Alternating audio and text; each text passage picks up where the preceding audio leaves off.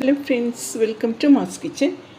பலப்பழ கொட்டையை எடுத்துகிட்டு நம்ம இப்போ ஒரு சூப்பரான ஸ்நாக் பண்ணிடலாம். இது எப்படி பண்ணலான்னு பார்க்கலாம். பலாப்பழம் எடுத்துக்கோங்க. பழத்தில் உள்ள கொட்டையெல்லாம் தனியாக எடுத்து வச்சுருங்க. கொட்டையை தனியாக எடுத்து வச்சுக்கலாம். ஸ்டவ் ஆன் பண்ணிக்கோங்க. அதுக்கு மேலே ஒரு ஸ்டாண்ட் வச்சுருக்கேன். இப்போ நம்ம பலாக்கொட்டை எடுத்தோம்ல, இதை இந்த ஸ்டாண்டில் வச்சு சுட்டு எடுத்துக்கலாம். நீங்கள் இதுக்கு பதிலாக நீங்கள் வறுத்து கூட எடுத்துக்கோங்க.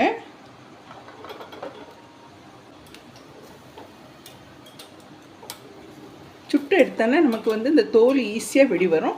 நீங்கள் சுட்டு பலாப்பழ கொட்டை நமக்கு நல்லா வெந்து வந்திருக்கும். இந்த தோல் நல்லா கருகி இருக்கு பாருங்கள். நல்லா இது வெந்து வந்திருக்கும் உங்களுக்கு. இப்போ ஸ்டவ் ஆஃப் பண்ணிவிட்டு இதை ஆற வச்சுட்டு நம்ம தோலை உரித்து எடுத்துக்கலாம். வேர்க்கடலை ஒரு கப் எடுத்துக்கோங்க. இதை நல்லா நம்ம ஃப்ரை பண்ணி எடுத்துக்கலாம். தோல் கலர் சேஞ்ச் ஆகிற வரைக்கும் வேர்க்கடலையை நல்லா வறுத்து எடுத்துக்கோங்க. வேர்க்கடலையை இந்த அளவுக்கு வறுத்து எடுத்துக்கோங்க. இப்போ நமக்கு தோல் ஈஸியாக வரும்.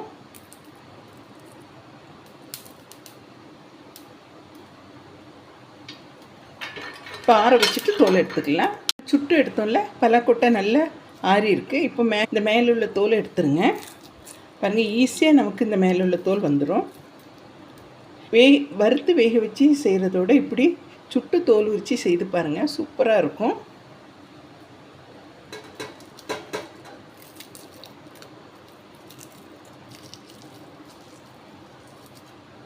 இதே மாதிரி எல்லாம் நம்ம தோல் உரித்து எடுத்துக்கலாம். இதே மாதிரி பலாக்கொட்டையிலேருந்து தோல் உரித்து எடுத்துக்கோங்க. பாருங்கள், தோல் உரிக்கும் போது நம்ம கை நல்லா கருப்பாக தான் ஆகும். நம்ம சுட்டு எடுத்துருக்கோம் இல்லையா, இதே மாதிரி உரித்து எடுத்துக்கலாம். மிக்ஸி பவுல் ஒன்று எடுத்துக்கோங்க. வேர்க்கடலை தோலை நீக்கிட்டு இதை மிக்ஸியில் ஆட் பண்ணிக்கோங்க. இந்த வேர்க்கடலையை ஃபஸ்ட்டு கிரைண்ட் பண்ணிடலாம். அதிலேயே இப்படி 1-2 கிரைண்ட் பண்ண உடனே சுட்ட பலாக்கொட்டையை சேர்த்துக்கோங்க. தேங்காய் 1 கப் சேர்த்துக்கலாம். கூடவே நாட்டு சர்க்கரை சேர்த்துக்கோங்க. ஏலக்காய் தூள் 1/4 டீஸ்பூன் சேர்த்துக்கலாம். ஒரு பிஞ்ச் உப்பு சேர்த்துக்கோங்க. இவ்வளோத்தையும் மிக்சியில் நல்லா குறகுறன்னு அரைச்சி எடுத்துக்கலாம். பாருங்கள், இந்த அளவுக்கு நல்லா குறகுறன்னு அரைச்சி எடுத்துக்கோங்க. இதில் சர்க்கரை தேங்காய் உள்ள ஈரப்பதத்திலே நம்ம அரைச்சி எடுத்துக்கலாம். இப்போ நம்ம இதை உருண்டை பிடிச்சி எடுத்துக்கலாம். ஒரு பிளேட்டில் சேர்த்துக்கோங்க. இதை ஒன்று போல் மிக்ஸ் பண்ணி விட்டுருங்க. இதை எந்த ஷேப்புக்கு வேணுமோ நீங்கள் அந்த ஷேப்புக்கு பிடிச்சிக்கலாம். நான் இப்போ உருண்டை ஷேப்பில் பண்ணுறேன். பாருங்கள், இதை நீங்கள் சாப்பிட்டு பாருங்கள், நல்ல டேஸ்ட்டாக இருக்கும். ப்ளஸ் நமக்கு சுட்டதுனால அதோட டேஸ்ட்டு இன்னும் கொஞ்சம் அதிகமாகவே இருக்கும்.